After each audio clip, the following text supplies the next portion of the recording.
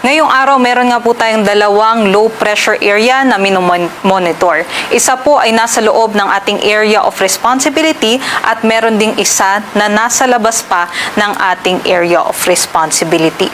Unahin po muna natin itong nasa loob ng ating PAR. Ito po'y huling namataan sa layong 795 kilometers sa silangan ng General Santos City. Hindi natin to inaasahan na maging bagyo, sa halip habang kumikilos po ito pakanluran at lalapit dito sa ating Mindanao landmass, inaasahan po natin na malulusaw na lamang po ito. Samantala, yung isang low pressure area naman na nasa labas pa ng ating PAR ay nasa layong 2,135 kilometers sa silangan ng northeastern Mindanao. Sa susunod na 24 oras ay may mababang tsansa po ito na maging bagyo. Ngunit ito po aalamin natin ang magiging senaryo na ito mamaya-maya.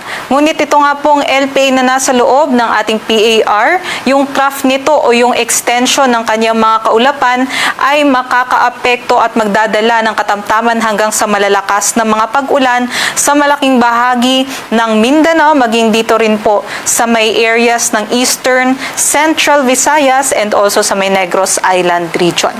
Sa ibang bahagi naman po ng ating bansa, dito sa Metro Manila, the rest of Luzon and Visayas, easterlies naman po yung nakakaapekto sa atin, kaya't magiging mainit pa rin at maalinsangan buong araw.